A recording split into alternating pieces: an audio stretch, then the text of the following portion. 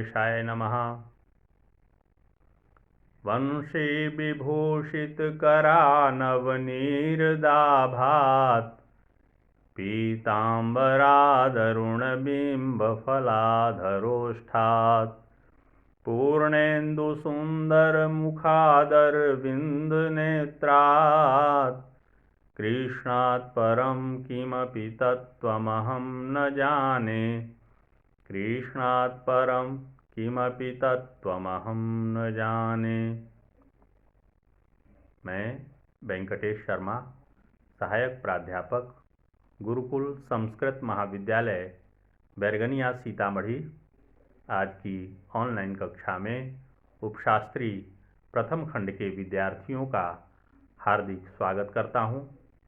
आज की कक्षा अनिवार्य द्वितीय पत्र राष्ट्रभाषा हिंदी की है। इसके अंतर्गत आज हम लोग जगदीश चंद्र माथुर जी द्वारा रचित ओ सदा नीरा पाठ, जो कि उन्होंने अपने यात्रा संस्मरण के रूप में इस पाठ में लिखा है, उसी पर आधारित कुछ प्रश्नों के उत्तर जानेंगे। प्रश्न है, नील्हे गोरों और गांधी जी से जुड़े प्रसंगों को अपने शब्दों में लिखिए। उत्तर होगा, चंपारण में रैयतों और किसानों पर नील्हे गोरों का अत्याचार अपने चरम पर था। ये नील्हे गोरे उनके साथ पशुवत व्यवहार करते थे। पूरे चंपारण पर उन दिनों उनका साम्राज्य था। जिस रास्ते पर नील्हे साहब की सवारी जाती, उस पर हिंदुस्तानी अपने जानवर तक नहीं ले जा सकते थे। यदि किसी रैयत के यहाँ किसी प्रकार का उत्सव या शादी विवाह होते, तो साहब के यहाँ नजराना भेजना पड़ता था। यहाँ तक कि साहब के बीमार पड़ने पर उनके इलाज के लिए भी रैयतों से वसूली की जाती थी। अमोलवा कोठी के साहब एमान का भीषण आतंक पूरे चंपारण में व्याप्त था। किसी भी रैयत की झोपड़ी में आग लगा देना, किसी को जेल में बंद कर देना, ये उनका दैनिक कार्य था। तत्कालीन शासन नील्हे गोरों के हाथ का पुतला बना हुआ था। उनके प्रभाव का प्रमाण गंगा नदी पर पुल का नहीं बनना था, क्योंकि वे नहीं चाहते थे कि दक्षिण बिहार के बागी विचारों का असर चंपारण में जल्दी पहुँचे।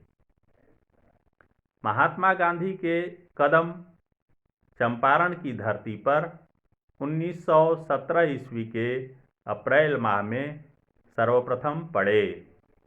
गांधी जी चंपारण की रैयत को भय और अत्याचार के चंगुल से बचाने के लिए वहां के कुछ स्थानीय व्यक्तियों के आग्रह पर पधारे।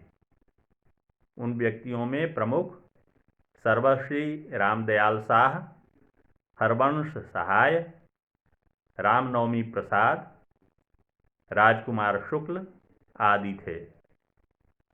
श्री राजकुमार शुक्ल की मृत्यु सन 1930 के आसपास हो गई। महात्मा गांधी ने वहाँ की ग्रामीण जनता की शिक्षा की व्यवस्था करने का निश्चय किया। इस उद्देश्य की पूर्ति के लिए उन्होंने 3 ग्रामीण विद्यालयों की स्थापना की, बड़हरवा, मधुबन और भितिहरवा। भितिहरवा गांव नील्हा साहब एमन, जिसकी वहाँ तूती बोलती थी, उनके अमोलवा गांव के निकट था। 3 विद्यालयों में गुजरात और महाराष्ट्र से कार्यकर्ता विद्यालय संचालन के लिए बुलाए गए। इनमें श्री बबन जी गोखले, श्रीमती अवंतिका बाई गोखले, श्री देवदास गांधी, श्री नरहरिदास पारीख तथा गांधी जी के आप्त सेक्रेटरी श्री महादेव देसाई जी थे। महात्मा गांधी, कस्तूरबा तथा कृपलानी जी भी वहाँ कुछ दिनों तक रहकर शिक्षा दान किया। अगला प्रश्न है, चौर और मन किसे कहते हैं? वे कैसे बने और उनमें क्या अंतर हैं?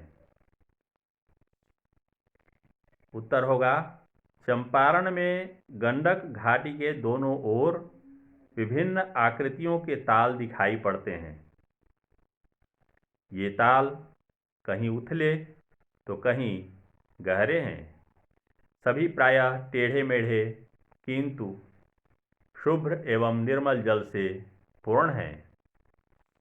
इन तालों को चौर और मन कहते हैं।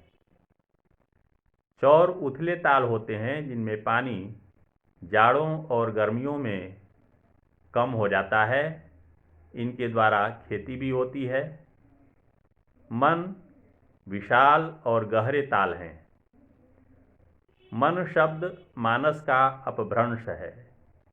ये मन और चौर माना गंडक के उच्छृंखल नर्तन के समय बिखरे हुए आभूषण हैं। जब बाढ़ आती है तो तटों का उल्लंघन कर नदी दूसरा पथ पकड़ लेती है। पुराने पथ पर रह जाते हैं तो तटों का ये चौर और मन, जिसकी गहराई तल को स्पर्श कर धरती के हृदय से स्रोत को फोड़ लाती है। अगला प्रश्न है, कपिलवस्तु में मगध के जंगलों तक की यात्रा बुद्ध ने किस मार्ग से की थी? उत्तर होगा, लौरिया नंदनगढ़ से एक नदी रामपुरवा और भितिहर होते हुए नेपाल के निकट भिखना ठोरी जाती है। उस नदी का नाम है पंडुई। इसी के सहारे भगवान बुद्ध ने मगध तक की यात्रा की थी। लौरिया नंदनगढ़ में सम्राट अशोक द्वारा बनवाया हुआ कलापूर्ण सिंह स्तंभ है। इस प्रकार आज की कक्षा समाप्त हुई। धन्यवाद।